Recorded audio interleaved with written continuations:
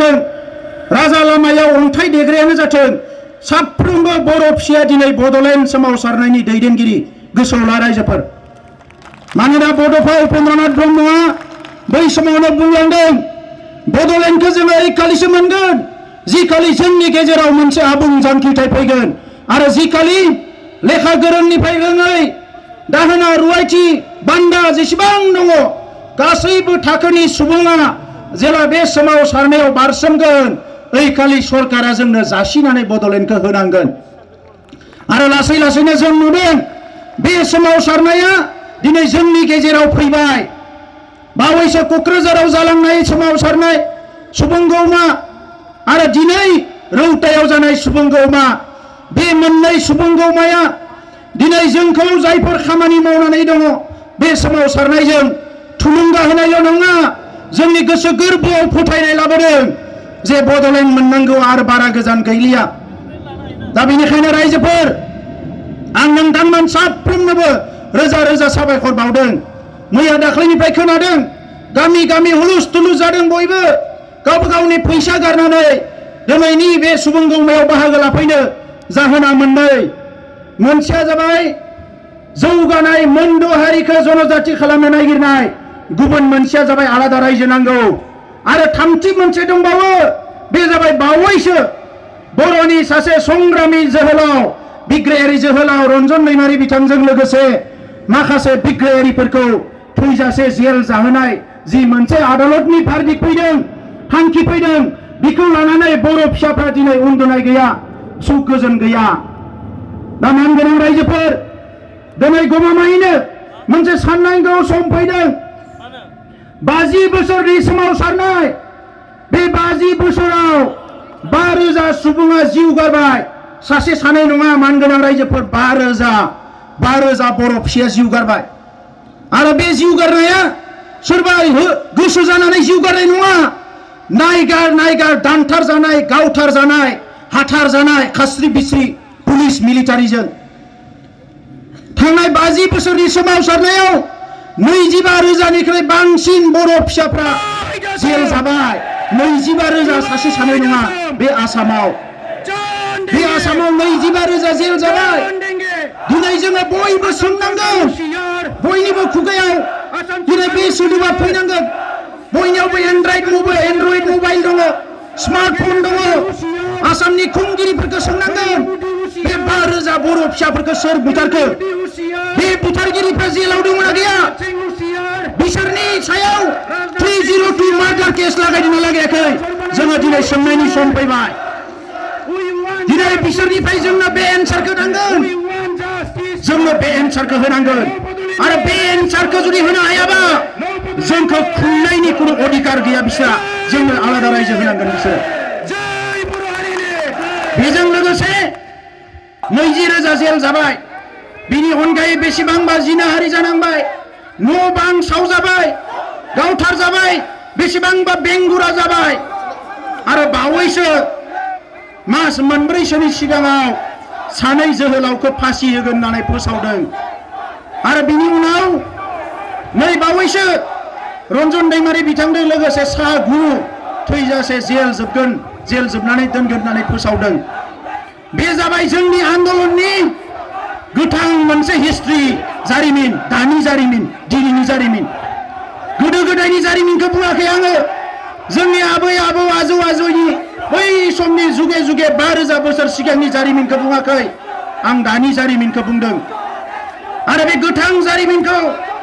नुनानै जुदि बर' फिसाफ्रा सोरबा बर' फिसाया गावनि हारिनि जेंनाखौ नेवसिनानै जुदि राजखान्थि खालामनायनि धान्दा खालामदोंबा बिनिख्रुइ आरो गाज्रिसिन जेबो गैया मानगोनां रायजोफोर। बेखौ गोसोआव लाखि, बेखौ गोसोआव लाखि। दा बेनिखायनो दिनै सोरबाया मोजां मोनगोन सोरबाया गाज्रि मोनगोन होननायनि खोथा नङा। आं बावैसो क'क्राझाराव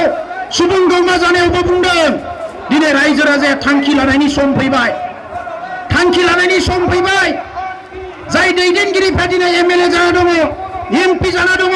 3 बर'नि मन्त्रि दङ, बे मन्त्रि थासेयाव बोरै मोनद' हारिनि बिला पार्लियामेन्टआव फैनो हाखो? बोरै फैनो हाखो? दिनै बे मोनद' हारिनि बिलखौ सानसेयावनो हमथानो हायो बड'लेण्डनि थांखिखौ सानसेयावनो जाहोनो हायो मोनसेल' डिसिसन नांगौ बे राजखान्थि हान्जाया जाय बिटिसिखौ दैदेनदो बिथांमोना गाबोन बिजेपिजों थाया होनबानो हर सान खारगुंगोन बिसोरो हर सान खारगुंगोन जोङो जोबोद दुखु मोनदों आङो गिबि खेबनि थाखाय भिडिअ रेकर्डिं खालामनानै रायजोफोरनो फोरमायदों दुखु मोननानै गाबदों जोङो जेला बिथाङा दिल्लीयाव थानानै बुङो बड'लेण्ड मोननायनि क्राइटेरिया गैया मोनद' हारियासो लायनो एसटि जानायनि क्राइटेरिया दङ जुदि बे सैथोबा आं सानगोन दिनै नोंथांमोनाबो साननो बायद' जागोन बिथाङा संबिधानखौनो बुजिया संबिजिताव मा दङ मा गैया बेखौनो बुजिया बड'लेण्ड मोननो थाखाय आलादा रायजो मोननो थाखाय कुनु क्राइटेरियानि दरकार गैया भारताव रायजो गोदान सोरजिनो कुनु क्राइटेरिया संबिधानाव लिरनाय गैया भारतनि संबिधाननि आर्टिकल 2 आरो 3 2 आरो 3 बेवहाय लिरनाय दङ बबेबा मोनसे रायजोखौ बुखावनानै गोदान रायजो बानायनो हायो नङाबा मोननै रायजोखौ बुजाबनानै गोदान रायजो बानायनो हायो भारतनि पार्लियामेन्टआ जेला गोसो अब्लानो गोदान रायजो बानायनो हायो बिथाङा दिल्लीयाव बुंदों जोंहा लायनो आईएएस अफिसार गैया ह्यूमेन रिसोर्स गैया सुबुं धोन गैया डाक्टार इन्जिनियार गैया इन्फ्रास्ट्राक्चार गैया नागालेण्डआ जेला नागालेण्ड रायजो जायो मोनसे डिस्ट्रिक्टमोन नागा हिल्स डिस्ट्रिक्ट बिनो रायजो जाबाय मिजोरामआ जेला रायजो जायो मोनसेल' डिस्ट्रिक्टमोन लुसाइ हिल्स डिस्ट्रिक्ट बेवहाय कुनु इन्डास्ट्रि गैया इन्फ्रास्ट्राक्चार गैया मेघालयआ जेला रायजो जायो मेघालयआव जेबो इन्डास्ट्रि गैया दासिमबो मेघालयआव इन्डास्ट्रि गैया दासिमबो गैया अरुणाचलआ जेला रायजो जायो अरुणाचलाव कुनु इन्डास्ट्रि गैया आईएएस अफिसारनि हिसाब गैया दाबो बिसोरनियाव लन थं थाग्रा मानसि दंबावोसो बिनि उनावबो बिथांमोना रायजो मोनदों आरो बिथाङा बुंदों जोंखौ क्राइटेरिया गैया आला रायजो मोननो थाखाय क्राइटेरिया नाङा नाथाय मोनद' हारिया एसटि जानो थाखाय क्राइटेरिया नांगौ बे क्राइटेरियाखौ बिसोर फुलफिल खालामा बेखौ फुलफिल खालामा दा दिनै साननांगौ जादों मानगोनां रायजोफोर जोंनि बर' फिसाफ्रानो बिथांमोनखौ 10 बोसोर 15 बोसोर सासनाव दोनबाय आरो बिनि उनाव जोंखौ दिनै बिथांमोना धंस खालामनायनि षड़यन्त्र खालामबाय रायजो राजा नोंथांमोन डिसिसन ला आरो आं दिनै एबसुनि आफादगिरि हिसाबै जुदि सोरबा सानदोंबा बिथांमोननि राजखान्थि गादिखौ सेनो नागिरदों बिथांमोना बुंनो नागिरो पलिटिक्स खालामनो नागिरदों आं दिनैबो रौतानिफ्राय गेवलां फोथारनिफ्राय ओपेनलि बुंगोन खुनु दिन बिथांमोननि गादिखौ सेनो थाखाय जों सोमावसाराखै आरो आं हारसिंनि खोथा सानो बुङोब्ला आं खुनु दिन एमएलए एमपि बिटिसिनि चिफ इएमजिएम मेम्बार जानो थाखाय आं सोमावसाराखै जेब्लासिम बड'लेण्ड मोनगोन मोना अब्लासिम सोमावसारबाय थागोन बर'फोरखौ जेब्लासिम थगायनो नागिरो गावनिनो जाथों मालायनिनो जाथों बै समाव राजा लामायाव ओंखारगोन खुनु दिन जोङो बिथांमोननि बायदि थगायनाय नङा दानि सासे दैदेनगिरिया बुंदों सिलाइ लानानै ओंखारदोंमोन सिलाइ गुलिखौ खुगायाव अरनानै समाय लादोंमोन जेब्लासिम बड'लेण्ड मोना जों सोमावसारगोन बहा थांखो बेलाय बहा थांखो बोरै बावनो हाखो 15 बोसोर सिगाङाव गावसोरनि लोगोफ्रा नायगार गावथार जानायखौ बोरै बावनो हाखो गावसोरनि लोगो असे लोगोफोरनि दिनै बिसिफ्रा रान्दि जानानै दङ फिसा थालांबाय बिसिनिया गोबां फिसाफोर दिनै बर'नि संग्रामा जोबाखै 60-70 जन जेलाव दङ माखासेया हाग्रायाव दङ माखासेया डिजिगनेटेड केम्पआव दङ आरो माखासेया दिनै ओंखाम दै गैया बे माइ दुब्लियाव होख्रावबाय थादों बर'फोरनि सोमावसारनाया जोबाखै रायजोफोर आरो बेखिनि समाव सोरबा गावहा रां रुफा खामायनो हानानै न' बां लुनो हानानै गावसोरनि गथ'फोरखौ मोजाङै लेखा फरायहोनो हानानै जुदि सानदोंबा बर'नि सोमावसारनाया जोब्बाय बिनिख्रुइ गिदिर गोरोन्थि आरो जेबो जानाय नङा रायजोफोर बिनिख्रुइ जेबो गोरोन्थि जानाय नङा दा नंखायनो रायजोफोर आं खावलायगोन बे सोमावसारनाया आंनि नङा मोनसे समाव बे सोमावसारनायखौ एबसुआ हारसिं दैदेनदोंमोन बिएलटिआ दैदेनफैदों साननैसो एनडिपिआ दैदेनदों गावबा गावनि लामाजों दैदेनबोदों नाथाय मोनसे मोजां खोथाया जाबाय आल्टिमेट गोलनि थाखाय आल्टिमेट एचिभमेन्टनि थाखाय जोबथा मोनसे फिथाइ थायहोनो थाखाय दिनै एनडिपि एबसु बयबो खौसे जानो ओंखारबोबाय नों मानो खौसे जानो हाया नों मानो जानो हाया नोंखौ जों बुङाखै जों कुनुदिन बुङाखै जोङो हाग्रामा महिलारिखौ खौसे जाफैबा जोङो जोगारगोन होननानै दानि बावैसो इउजि ब्रह्म बिथाङा बुंलांदों आंबो बुंगोन दिनै नोंथाङा बड'लेण्ड आन्दलनाव सामोल जाफै गाबोन बड'लेण्डखौ सोरजिनो थाखाय नोंथाङा हाबा माव आंनि मुसुखा नङा नोंथांनि मुसुखाखौ बर' गामि गामि गायनानै फुजिगोन जोङो बर' फिसाफ्रा नोंथांमोना साननो नाङा दा नंखायनो रायजोफोर इन्डियाया भारतआ बेसेबांबा गिदिर 125 कौटि गिदिर माने सुबुं अनजिमा थानाय मोनसे हादोर मुलुगनि गेजेराव नैथि सुबुं अनजिमा थानाय आरो जों बेबायदि हारिया जोबोद खम अनजिमानि सुबुं अनजिमा थानाय हारि बेबायदि हारियाव जोंनो खौसेखौ नांगोन मानोना सोमावसारनाय आरो राजखान्थि बे मोननैजोंनो बड'लेण्डखौ मोनगोन दा बेनिखायनो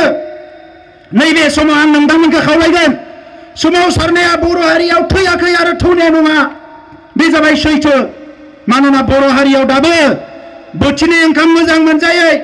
न' बां लुना लानो हायै बेमार आजार जायोबा मोजाङै डाक्टार नायजानो हायै गथ'फोरखौ मोजाङै लेखा फरायहोनो हायै रोजा रोजा बर' सुबुंफोर दङ बेनिखायनो सोमावसारनाया थांगोन सोमावसारनाया थांबाय थागोन नाथाय खोथाया जाबाय जे जोंनि दैदेनगिरिफ्रानो फोथाय खेबस' खालामोबा थगायोबा बिनिखाय दुखुनांथाव जेबो गैया जोङो दिनै होख्रावनो हायो जों आन्दलन खालामनो हायो जों राजा लामायाव ओंखारनो हायो जों सरकारखौ सिगिनो हायो रेल जथिनो हायो राजा लामा जथिनो हायो गुलि जानो हायो जोङो लावथि जानो हायो नाथाय पलिसियाव खामानि मावनांगौआ बिथांमोननिसो बिबानमोन जेरै 1991 मायथाइयाव बै समाव सानसुमा खुंगुर बसुमतारीमोननि दैदेननायाव बड'फा थैनायनि उनाव 9 एमएलए देरहानानै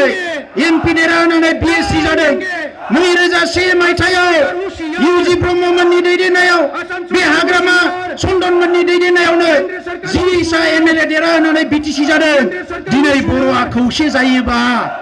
बे आसामा एसेबां गोहो गैया जोंखौ हमथानो थाखाय ओरैनोबो गावसोर थेर बेथेर जाखाबाय ओरैनोबो थेर बेथेर जाखाबाय गावसोरनि गेजेरावबो खौसे गैखाला नोंथांमोना नुखाबाय बेबायदि खाबु लानो हायाब्ला माला खाबु लागोन जोंलाय दिनै नोंथांमोना नुदों बिसोरनि आन्दलना मा लामाथिं थांदों आं दाख्लै मैया बिनिखायनो बुंदों जोंनिया जौ फाग्लानि बायदिसो बिसोरनि आखला जोंनिया जौ फाग्लाफ्रा मा लोगोफोरजों जौ लोगोनोसै गामियाव नांलाय खमलाय जानोसै जेननानै फैयोबा बिसिखौ बुनोसै दिनै आसामनि बे हाइ कास्ट मानसिफ्रा आलफाया दिनै मा बिदोंमोन सबारिन बिदोंमोन सबारिन आसाम बे सबारिन आसाम बिग्रा आलफाफ्रा दिनै मा जाखो एसटि बिफैबाय मुन्ड' एसटि मुन्ड' हारिनि बिथांमोननि गिदिर गिदिर खोथा बुंग्राफ्रा मा जाखो एनआरसियाव जेबो खालामनो हायाखै दिनै केबखौ हमथानो हायाखै सिटिजेनशिप एमेन्डमेन्ट बिल उनाव थाङै थाङै मा खालामबाय जोंनो मुन्ड' हारिखौ एसटि खालामनायखौसो जाबसिनानै होबाय जोबोद दुखुनांथाव मानो जाबसिनानै होदों बिथांमोना बेखौनो नायदों जे दिनै बे मुन्ड' हारिया 1.5 कौटि दङ जोंहा ट्राइबेलफ्रा मात्र 38 लाखल' 40 लाखनिबो खम आरो बिनि गेजेराव जोंनि ट्राइबेलफोरनि गेजेराव जेसेबां काउन्सिल दङ काउन्सिलनि गभर्नमेन्टआ अलरेडि आसाम सरकारजों दंखासै फरायसा आफाद थुनलाइ आफाद सोमावसारग्रा आफादफोराल' बाहेराव दङ ओंखायनो बिथांमोना नुखाबाय बे ट्राइबेलफोरनि सायाव जाबसिना होयोबा जेबो खालामनो हानाय नङा मानोना लिडारफ्रानो जोंजों दङ बेबायदि होननानै एसटिखौ खालामबाय फारसेथिं बिथांमोना केबखौ लाबबाय बैसोरनि मेगन गोजाखौ बिथांमोना उख्रायनो हायैनि सिटिजेनशिप एमेन्डमेन्ट बिल खालामनो गोनां जाबाय आरो बिनि खिथेरखौ जोंनि सायाव होखारबाय दा नंखायनो रायजोफोर जों आसामनि गासैबो ट्राइबेलफोरखौ लानानै सोमावसारदों गोख्रोङै सोमावसारदों दिल्लीयाव सोमावसारदों आसामाव सोमावसारदों नोंथांमोना बयबो बनजार लानानै रेलि खालामदों आरो दिनै सरकारा सानफैनो गोनां जादों बेखौ बारहोनो ना बारहोआ जोंबो रायलायबाय थादों अफिसारफोरजों हायो अफिसारजों मन्त्रिजों हायो मन्त्रिजों रुलिंजों हायो रुलिंजों बिरोधिजों हायो बिरोधिजों मोनसेबो लामा गाराखै जोंबो गासै जेराव नांगौ बेयावनो नारसिनदों जेरै नांगौ एरैनो नारसिनदों बिथांमोनखौ जाहाथे बे बिला बन्द जायो आरो फारसेथिं सुप्रिम कोर्टनि उकिलजोंबो रायलायनानै दोनखाबाय जोङो जुदि गमामायैनो बिथांमोना गासैखौबो उख्रायनानै बारहोयोबा जोङो बेखौ सुप्रिम कर्टआव चेलेन्ज खालामगोन मानोना एनसिएसटि कमिशनार आरजिआइआ खेब दाइन खेब बेखौ रिजेक्ट खालामदों खेबसेल' बिथांमोनखौ जबरदस्त खालामनानै रिकमेन्डेसन लाबोनानै बिल खालामदों बिथांमोना ओंखायनो जों बेखौ चेलेन्ज खालामगोन दा मानगोनां रायजोफोर चेलेन्ज खालामनाया उननि खोथा गाबोन बिला जुदि बारोबा रायजो सभायाव बिनि उनाव आदालताव नाङैनो 5 बोसोर 10 बोसोर थांगोन बै समाव जोंनि साख्रि बाख्रि जोंनि फरायसाफ्रा एडमिशन मोननांगौ गासैयावबो बिथांमोना हाबजोबगोन दिनै बिथांमोना जोंखौ थगायदों बुंदों केटेगरि बानायगोननो भारताव कोनो केटेगरि बानायनो हाया एसटिआ मोनसेल' आरो एसटिआ बिना मोननाय नङा जेला संबिधानखौ संबिजितखौ लिरदोंमोन बै समावनो सोर भारताव एसटि जानो हायो बेखौ बै समाव बाबा साहेब आम्बेडकार मोननो बानायजोबना गालांखानाय एसटिखौ बानायनो हाया बेबायदि दा नंखायनो रायजोफोर आं नोंथांमोनखौ साबायखर बावदों जे बिनि थाखाय जोङो सानसे उनावनो सिसिटुआ होननाय जेराव 20टा ट्राइबेल आफाद दङ जों रायलायनानै थांखि लागोन आरो पार्लियामेन्टआ फैगौ 11, 12, 13 बे सानथामानो जोबोद साननो गोनां जादों बै समावनो गासैबो बिलखौ लाबोगोन होननानै जों सिंनि खोथाफोरखौ मिथिबाय थादों ओंखायनो बे सानथामाव सिसिटुआया जि मुभमेन्ट फोसावो बे मुभमेन्टआव जाहाथे ओंखारनो थाखाय नोंथांमोना रेडि जानानै थायो बिनि थाखाय आं नोंथांमोनखौ खावलायनानै दोनबाय गुबुना जाहैबाय बड'लेण्ड सोमावसारनायखौ लानानै बावैसो जों दिल्लीयाव रायलायदों जोंनि गिबि दाबिया जाबाय बड'लेण्ड जेंना एनडिएफबिजों सावरायनाय पिस प्रसेसआ थाबैनो जोबनांगौ आरो बिनि थाखायनो गभर्नमेन्टखौ नारसिनबाय थादों पिस प्रसेसआ जिर' एचिभमेन्ट जाबा जानाय नङा एसेबां मानसि थैनानै एसेबां सात जाल्ला सहायनानै गावनि मोन्थाइखौ जोङो मोननांगोन ओंखायनो सरकारखौ बुंदों पिस प्रसेसनि गेजेरजोंनो बड'लेण्डआ दाजानांगौ बेखौ सरकारा दाबो पलिसि लायाखै बेराफारसेथिं पिस प्रसेसआ कमप्लिट जानांगौबा रन्जन दैमारि बिथांखौबो पिस प्रसेसनि बाहागो खालामनांगोन बिनि थाखायनो गासैबो आफादफ्रा बर' आफादफ्रा दाख्लै गिबि खेबनि थाखाय फिन खेबसेबाव बर'मायाव जिरायनानै जोङो थांखि लादों आरो मैया सरकारनो आसामनि चिफ मिनिस्टारनो बे मेम'रेन्डामखौ गथायनाय जाबाय जे जेरैखि जाया मोनद' हारिनो एसटि होनायखौ बन्द' खालामनांगौ आरो रन्जन दैमारि बिथांखौ हगारनानै पिस प्रसेसआव लाबोनांगौ बे दाबिखौ मैया होनाय जादों दा नंखायनो रायजोफोर सिगां जि गोरोन्थि जाबाय जिखिनि जोंनियाव दाय दसफोर गावबा गावनि गेजेराव जालायलायबाय हारि उदांस्रिनि मुङाव हारि रैखाथिनि मुङाव हारिनि जौगानायनि मुङाव गावजों गावबो जोङो बुथारलायबाय मालायजोंबो बुथारलायबाय नाथाय बे थासारिनिफ्राय जों सोलोंनांगोन आरो जों बेखौनो सोलोंनांगोन गावजों गाव गावस्रायोबा गावजों गाव बुथारलायोबा जों जेबो मोननो हानाय नङा गावजों गाव खौसे जानानै जुजिनो हायोबा आसामाव नर्थ इस्ट इन्डियायाव बर'खौ हमथानो हानाय रावबो गैया दिनै गासैबो नायो आंबो बुजियाखैमोन बर'फोरखौ जे बयबो नायो बावैसो दिल्लीयाव आसु आरो नेसुरि धरना जादोंमोन थांनाय मासाव बै समाव जोंबो दिल्लीयाव दंहैयो जोंनि बड'लेण्डनि जेंनाखौ लानानै रायलायनो आदा गबिन्द आरो आं दिल्लीयाव दंहैयो बै समाव मिथिनानै आसुनि बोसोनगिरि आंखौ लिंहरबाय नोंथाङा गाबोन 11 बाजियाव माने जेरैखि जाया जन्तर मन्त्रआव फैनांगौ नेसुनि धरना जागोन आङो सम बरननानै फैबाय मानसिया बारा गैया सा 20बासोल' जोङो एबसुनिफ्राय दिल्लीनि सेंग्राफोर साब्रै लानानै आं साबा जोङो फैनानै बाहागो लाफैनाय लोगो लोगो नुबाय सारा नर्थ इस्टनि मणिपुरनि खासि जेसेबां फरायसा आफादफोर फैदों नेसुनि दैदेनगिरि सफैग्रोमोना जों फट' खेबनायावसो मुखुब जाबाय एबसुनिफ्राय बुंनांगोन एबसुनिफ्राय बिबुंथि लाखिथारनांगोन होननानै नारसिनबाय अब्लासो मिथिबाय जे बर'फोरनि सोमावसारनाया मा लेभेलाव थांगासिनो दङ दा रायजोफोर ओंखायनो हिंसा खालामा जोङो थांनाय 50 बोसोराव हिंसा खालामनानै बिथांमोना जोंखौ दिनै बायदिसिना मुं होयो जोंखौ दिनै टेररिस्ट होननानै बर'फोरखौ बुंनो नागिरो बुथारग्लुंग्रा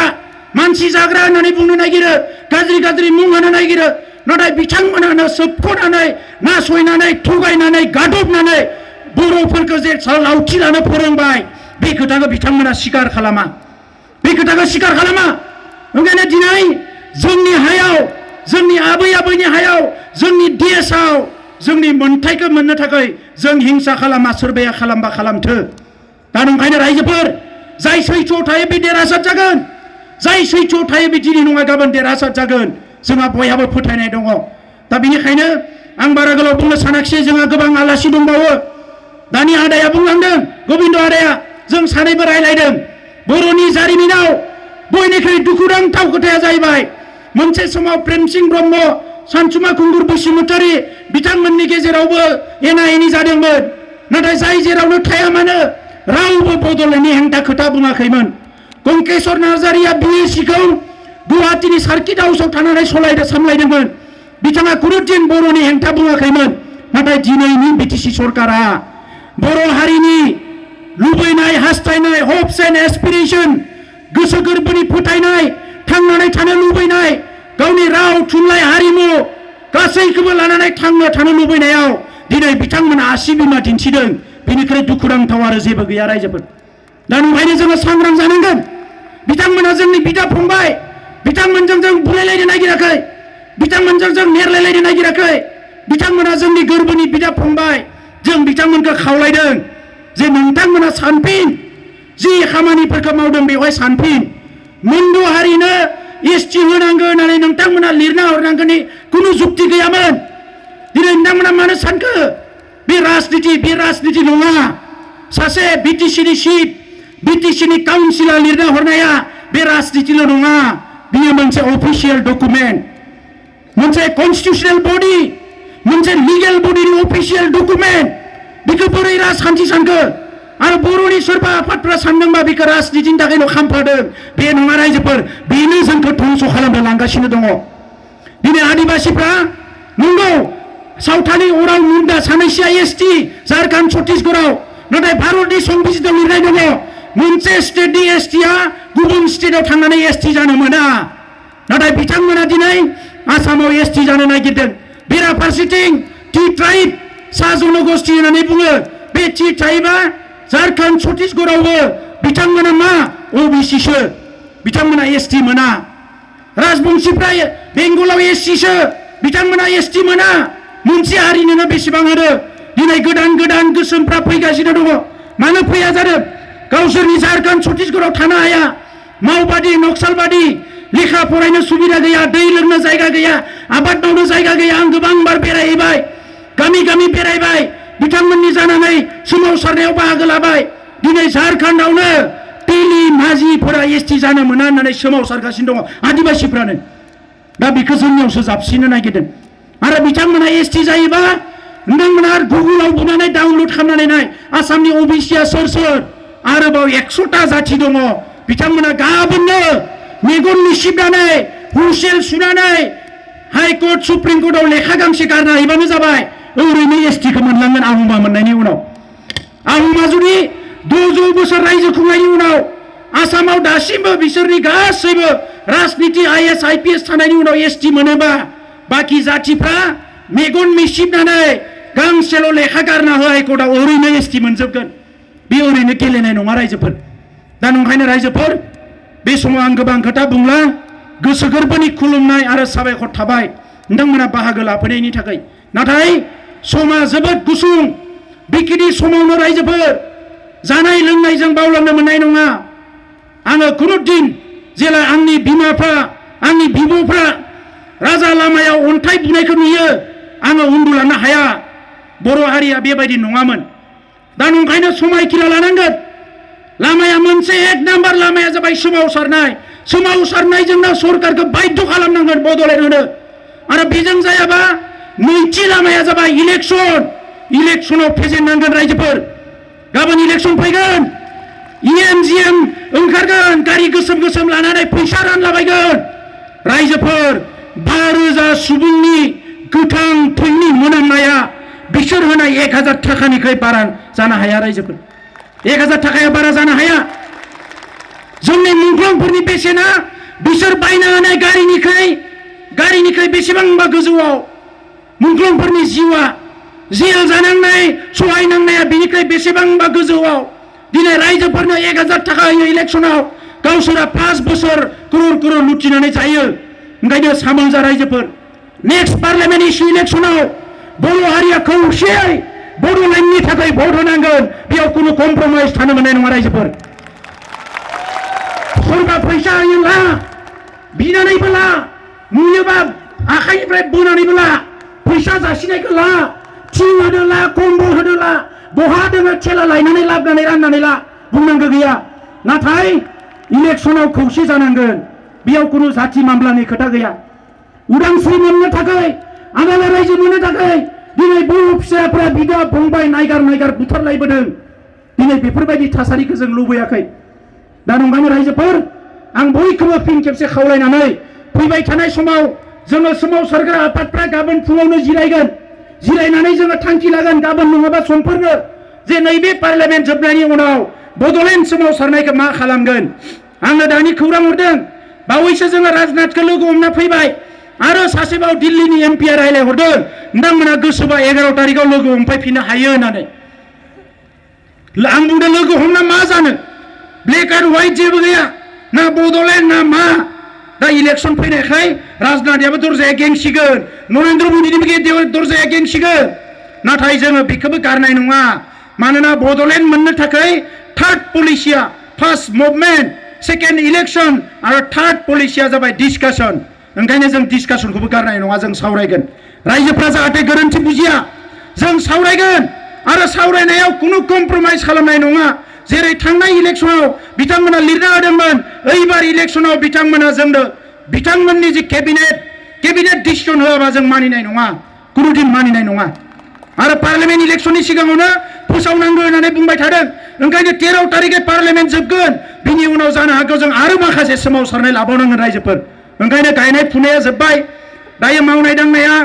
आबादथिलियाव जेबो गैथ'वा थेवबो रांखान्थिया मावनांगोन लेखा फरायनाया गथ'फोरा मेट्रिक हायार सेकेन्डारि फैदों गोसो हो जौ जुवाखौ बन्द खालाम दुखु मोनदों दैदेनगिरिफ्रा बुंनो हमबाय आमेरिकाफ्रा माने जुवाजोंसो माहाजोन जादोंनो रायजोफोर बर'फ्राबो थांखि लानांसिगोन नामा जुवा हारि जानोसै होननानै बर' हारिखौ गारनानै ओरैबायदि दुखुनांथाव खोथाफोरखौ बुङो ओंखायनो आं बुंदों समाजा गोथार जानोबा बे जौ जुवा दायना फोथायनाय गाज्रिफोरखौ बन्द खालामनांगोन दा बेखिनिखौनो बुंबाय उनाव आरोबाव जोंहा गोनां साथाम लिडार दैदेनगिरि दङ गुसुं बुंगोन